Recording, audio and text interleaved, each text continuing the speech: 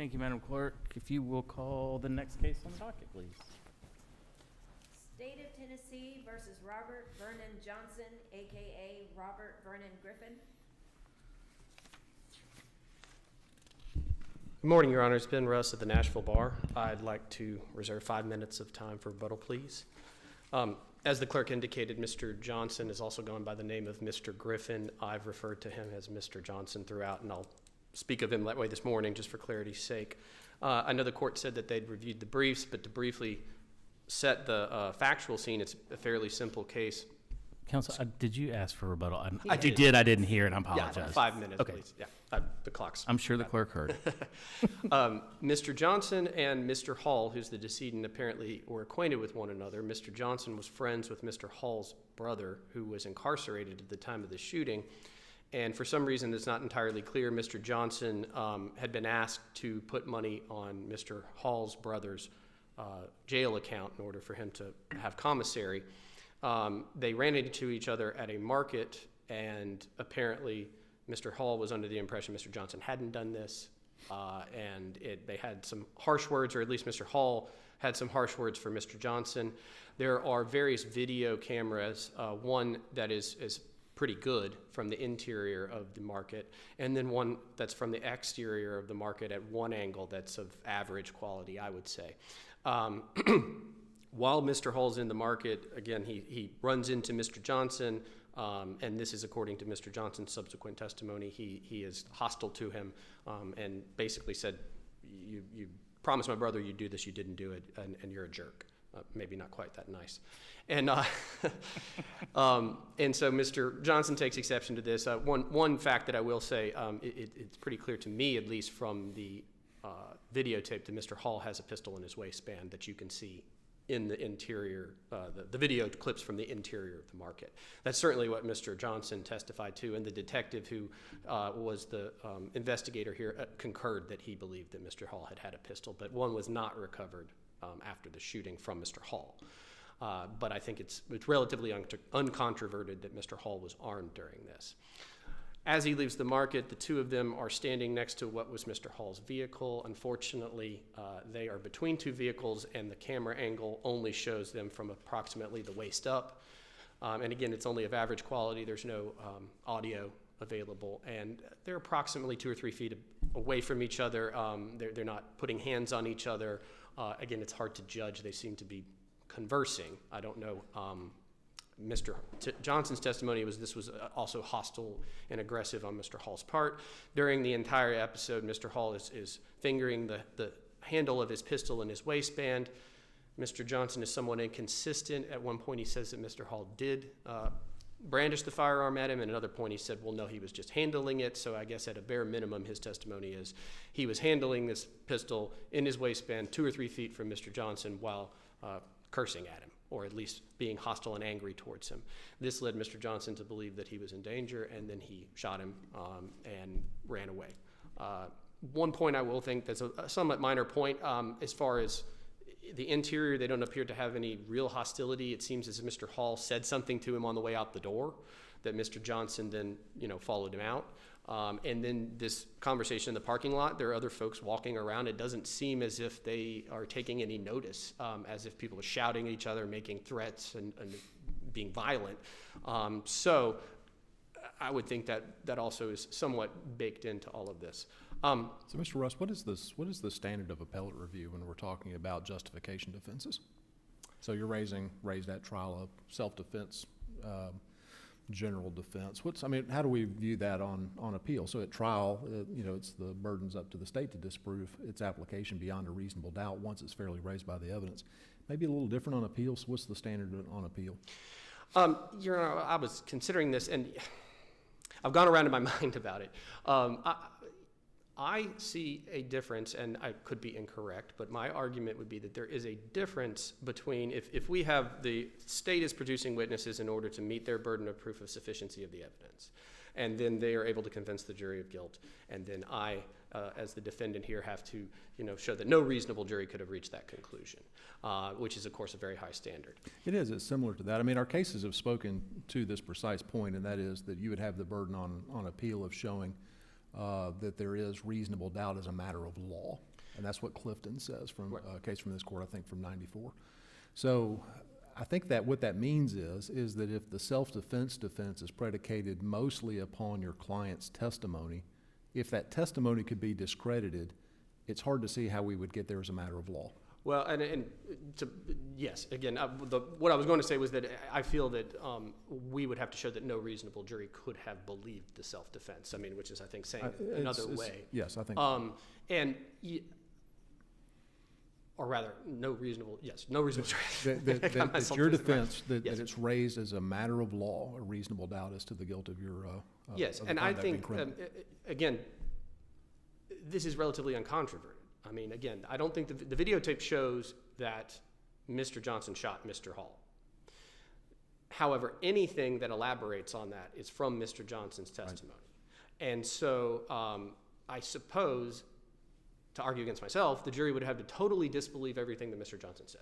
And by its verdict, I think that may be the case, right? Well, I would submit that that's not a reasonable conclusion to have reached. I mean, the only thing that the state charged this as a first-degree murder, that Mr. Johnson was so infuriated about whatever Mr. Hall said to him that within 90 seconds he walked out of a market and shot him with premeditation. Obviously, the jury didn't agree with that, but I don't think that is supported by any part of the record. I also don't think that, again, this is Mr. Johnson's uncontributed testimony. Obviously, the state's put in a difficult position of not having a witness in Mr. Hall, but it is their burden to prove. I think if Mr. Johnson said this was in self-defense, he's handling a pistol. All of the witnesses, including the one from the state, said that he had a pistol, as well as some video evidence that Mr. Hall had a pistol. Raises the question, of course, who disposed of the pistol afterwards, but that's a different issue that's not particularly important. I think that I don't see that a reasonable jury could say, we don't care that he was armed. We don't care about Mr. Johnson's testimony. Well, I think a reasonable jury, in my mind, a reasonable jury could easily say, well, just because an individual is armed doesn't mean that you get to shoot him in, quote, self-defense if there's no other proof showing that you were any sort of aggressive towards him. I mean, if I have a pistol, and even if I'm tapping it, I'm sorry, I'm picturing the dueling scene from Tombstone, but as you described that. But well, anyway, it's not that far off, but yes. But that doesn't necessarily mean I can see a reasonable juror saying, "I get it. The guy has a gun, and maybe you were scared, or it maybe frightened you a little bit that he had a gun, but you were also armed." And that doesn't mean you get to shoot him in self-defense. Well, if that had been the sum total of Mr. Johnson's testimony, that I walked out and he had a gun, I got scared, then perhaps. But that wasn't the sum total of Mr. Johnson's evidence. He said that both inside and outside the market, he was hostile and aggressive towards me. And then when I don't know exactly what he was wanting to say, but I think he said somewhere in the testimony that he was arguing that he had put the money on his brother's books, but for whatever reason, he chose to go out there. And then this person is closer than you and I are. He continues to be aggressive towards me and hostile towards me, and has his hands on his firearm. And then again, depending on what part of his testimony you take, he may have brandished it, and it was. But there's video evidence of almost all of that, the way I understand it, and the jury saw that and weighed that against his testimony. There is and there is not, and that's an unfortunate. That's kind of the issue, right? Yeah. Well, to take Judge Dyer's analogy one step further, I'm your Huckleberry. Yep. Thank you. That's exactly what I was picturing. So the video shows at the time of the shooting, though, the victim has his arms down by his side. Correct. There is video evidence that seems inconsistent with your client's account. So you, and it was kind of interesting to me, you remarked at the very beginning, outside it doesn't look like they're going at each other. Correct. That's not necessarily reinforcing your client's testimony that there was hostility outside and continuing through. So I wonder if a reasonable jury, reasonable juror, could say, look, I heard your testimony. I'm measuring your testimony against what I can see that corroborates it, and what I'm seeing is not corroborating it. And so I'm going to discredit your testimony. And then on appeal, I think that means that self-defense doesn't arise as a matter of law. And so that we would have no choice but then to affirm the verdict. Well, I'll take a couple of the interpretations of the facts. I don't think it shows everything. It does show the two of them in the parking lot. That's correct. Unfortunately, like I said, they're in between two cars. And I believe Mr. Hall was going to the driver's side of his vehicle. There's another vehicle in between. And so you can't see their hands, and you can't see. And it's Mr. Johnson's contention, and I'll defer to the record, but I would have to go back and look. I don't believe he ever said that he brandished the pistol and pointed it at my head. I don't think he said anything like that. I think he said he drew the pistol out of his waistband. So it could be consistent with what his testimony is and still not be part of the video. Unfortunately, the opposite side of the surveillance video from the other camera was not working or was unavailable, was never collected. Is the argument really that because we only have the defendant's account, that the defendant's account must be credited? Well, if it can't be discredited through what the state has put on. Well, I mean, what about just the, and Judge, I'm sorry, what about just the everyday credibility determination that a trier of fact makes? It's like I'm watching you on the witness stand, your story doesn't make complete sense to me, but I'm watching your mannerisms, I'm watching all of this, and you're just not credible to me. I mean, the trier of fact has the ability to make those kinds of calls, and it sounds like the argument is that that's not really within their province in this case. And let me add to that before you answer it, because also the jury's, in addition to watching your client testify and seeing that, they're also hearing him giving contradictory stories. He pulled a gun, he didn't pull a gun. They don't have a video showing he pulled a gun. So there's contradictions there, which can a juror not, as Judge Greenholz pointed out, just weigh just general credibility based on what they're, even though it's only your client testifying and no one else can testify to it, say, hey, your story just is not jiving. It's not making sense to what we're seeing and what you're saying. Well, yes, I think the jury can make a credibility determination of witnesses. Sure, that is in their province to do so. However, I don't think that they could then, coupled with other facts like the video, ignore what Mr. Johnson said and simply say, I don't believe anything you said because you said, well, he had his hand on the pistol or he pulled it out, and because that's an inconsistency within, an internal inconsistency within your testimony, I don't believe anything you said. Well, what about the forensic evidence? 3 shots, very close to the head and neck area. Isn't that additional I would say evidence against what your client testified about?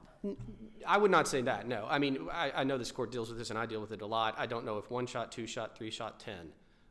If I felt like I was in danger and I have 9 bullets in the clip, maybe I shoot all 9 of them. I don't know. I won't dispute that I think that Mr. Johnson was trying to kill him. He never argued otherwise that I'm aware of, but so I don't think that necessarily proves or disproves his self-defense argument. But just isn't it more evidence that the jury had before it to make its determination as the finder of fact? Well, I mean, again, that's as to the point that if he was arguing it wasn't me, or but he didn't dispute, of course, that he was the shooter. It was simply they were weighing his intent based on all the facts in his testimony. Again, I mean, I've certainly had cases where there were many shots fired and very few shots fired, and they've been charged as first and second and all things in between. So I can't speculate. I personally would disagree with the point that the number of shots fired, I mean, if he But it's a factor ejected a clip and reloaded. It's a factor you weigh when you look at premeditation. I am aware that that's what the case law said. I think that's very difficult to. Well, I don't know that. Whether you agree with that piece of the case law or not. Well, it's no, still, I mean, I understand your point. Yeah. But it's how they're instructed, right? Sure. No, I understand. You can consider these things if you're looking at premeditation. And so even though they didn't find first-degree murder, they came back with second, doesn't mean that they didn't look at, because they had to consider first, didn't mean they didn't look at those things and go, well, and then think about it as they're looking at the second-degree murder. He shot him 3 times. Why didn't you shoot him once and run away? I'm not saying that's what he has to do, but we're talking about what jurors think about and what a reasonable person thinks about when they're in that jury room looking at the evidence they've heard.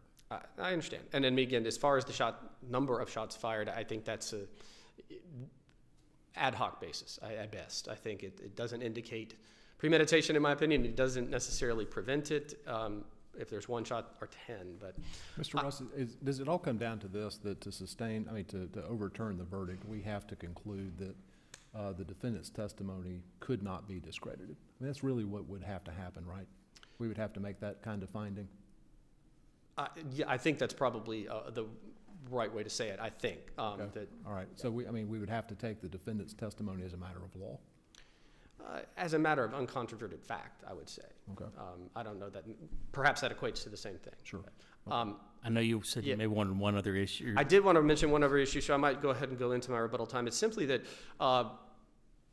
as to my sentencing argument as to count 2, which was a felon in possession of a firearm, Mr. Johnson was sentenced to a 10-year sentence that was consecutive to his homicide sentence to serve. And I would simply pose to this court, what if the jury had believed his self-defense argument, found him not guilty on count 1? I think these are standalone, and I think that it is unreasonable to seek 10 years of confinement for possessing a firearm, because putting aside count 1, putting aside the homicide, I mean, he's being separately punished for that. It's simply, you're not supposed to be have a firearm, you're a prohibited person. And then what you did with it was this, and this is bad, and now you have a 21-year sentence for having committed a murder.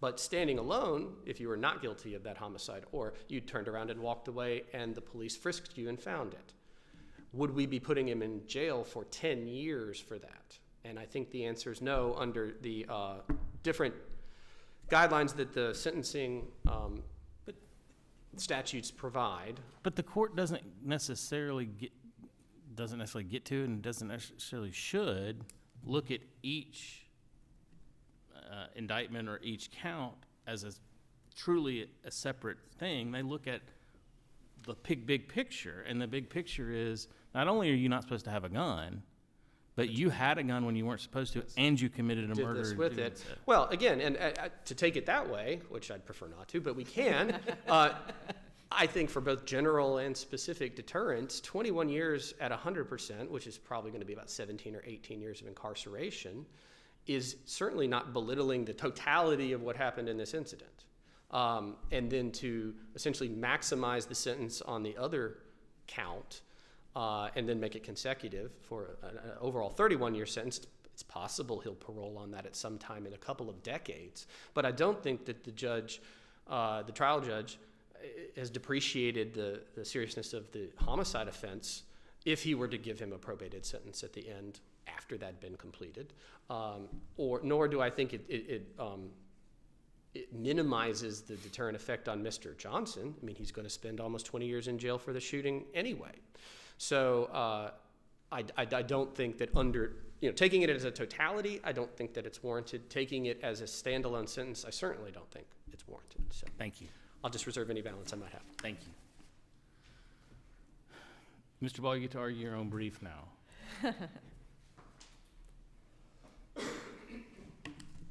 Good morning, may it please the court. Ben Ball on behalf of the state. And unfortunately, I'd like to start off with a little bit of a mea culpa, some light housekeeping here. Looking over my brief in preparation for this, I realized that I cited to the wrong volume of the record when discussing the trial court's findings. It should have been the technical record, volume 1. I indicated volume 2. You'll see the record in this is a little confusing. Some of the volumes come later than one would assume. Anyway, apologies to this court for that. I wanted to go ahead and clarify that. Before we talk about the defendant's self-defense argument, here the evidence is sufficient to support the defendant's conviction for second-degree murder. And as my primary argument, I would simply steer this court to the video. I don't relish doing that. It's not a fun video to watch. But I think it tells you almost everything you need to know about this case. And what the video shows is, and I'll acknowledge, you can see what appears to be a gun in Mr. Hall's pants, maybe his pocket or his waistband. It's not entirely clear. But he goes into this convenience store. He purchases himself a drink, some sort of candy, Skittles or something to that effect. And then the defendant and his group come in. There is some minor interaction. It doesn't seem particularly hostile. And then Mr. Hall goes out to his car. The defendant pursues him there. It's the defendant who is the one who initiates this encounter. Mr. Hall is trying to get into his car. It's a relatively brief encounter. From the video, there's no indication that Mr. Hall is in any way being aggressive to the defendant. In fact, the indication is the other way around. We can see that, well, we can't see their hands. We can see them from approximately here up. And we can see their interactions. We can't hear them, but we can see them. And the defendant is the one who seems aggrieved, and then very suddenly, he raises his gun to Mr. Hall's head and pulls the trigger 3 times. The way this happens belies the idea that Mr. Hall was holding a gun on the defendant or did anything with his gun. First, we can see his shoulders. We can see the general motion of his arms. Sure, I can't tell you whether his hand is on the gun, but his shoulder is not in a position where his arm is raised, as one would be with their hand on the gun. And even if he had his hand on the gun, it is difficult to believe that, it's difficult to believe he would have had his hand on the gun. It's difficult to believe Mr. Johnson could have raised his gun, put it to the victim's head, and fired it 3 times, and walked away without a single shot being fired by Mr. Hall. Now, I know that my friend on the other side talked a lot about the conversations that took place between Mr. Hall and the defendant. We don't know what those conversations may have been. The jury rejected the defendant's testimony, as was the jury's right to do as the finder of fact. They did not credit his testimony, so we don't know what those conversations were, but we do have the video. What did they, I mean, we say they discredited the defendant's testimony, but they didn't find him guilty of first-degree murder. So they obviously felt something was going on, right? I think that just means they found that he didn't act with premeditation, which, or the jury simply took mercy on him. We don't really delve into why juries make these decisions. Yeah, it's just speculation. I'm just asking that question, though. I mean, we can't say they just completely discredited it, because they obviously did something with it. Because they didn't come back with, he's a complete liar, he went out there to kill him, he knew what he was doing in his premeditated murder. I would push back on that a little. I mean, I think the jury can absolutely completely discredit the defendant, and it still makes sense for them to come down to second-degree murder. I mean, intent is always somewhat circumstantial. This happens fairly quickly. I don't think it was unreasonable for the jury to decide that maybe there wasn't premeditation here, while still rejecting everything that came out of the defendant's mouth. But I guess also my question is, even if they did reject it in part or whole, I go back to Judge Greenholt's question, how do we review this? What's our standard of review when it comes to the self-defense instruction versus, is there a difference between looking at it just as straight up sufficiency versus a sufficiency with the self-defense instruction? I mean, certainly, Clifton says that the defendant must show that the evidence relative to self-defense raises as a matter of law reasonable doubt. To the degree that's different from the normal sufficiency standard, I'm not sure, but the defendant certainly doesn't meet this standard here to show that this, as a matter of law, raised reasonable doubt. Clifton certainly doesn't require this court to look behind what the jury did as finder of fact and engage in credibility. So given that, what we're left with is simply the fact that Mr. Hall had a gun. That is not enough for a determination that the defendant acted in self-defense. Judge Dyer, as you said, if simply having a gun allowed for self-defense, I could walk outside and many people I pass on the street in this state, I could simply murder in cold blood and call it self-defense, and that simply cannot be the case. The evidence here is more than sufficient to support the defendant's conviction, and this court should affirm. Turning to the sentencing, I believe we discussed I believe we were talking about the consecutive sentencing for the felon in possession count. I think he's talking about the length and the consecutive nature of it. And I'll just point out that there's a very thorough sentencing order in this case. And the trial court goes through the factors, starting looking at whether there should be an alternative sentence, finds, does not just focus on the seriousness of the offense, also points to the defendant's criminal history, and also measures less restrictive had previously been applied. I mean, these are all three of the factors it I mean, he finds. had previous probation violations, didn't he? He had, and there was testimony about that, I believe, from his own mother Right. at the sentencing hearing. So certainly was not an abuse of discretion to require him to serve this sentence in confinement. And as for consecutive sentencing, the trial court made very detailed findings on this. Made Wilkerson findings even though it was not obliged to, having already found that his, as part of the consecutive sentencing, that his criminal history was extensive. But the trial court did go on to make extensive Wilkerson findings. So it certainly was not an abuse of discretion to impose the 31-year sentence here that the trial court imposed. Did the trial court go through the Perry factors on the extensive criminal background and consecutive sentencing? I didn't see that clearly, but, and if not, how does that weigh into our analysis? I don't recall that the trial court made an explicit finding of that. But here we have both the extensive criminal history and we have the finding of dangerous offender, and I think that was certainly within the trial court's discretion.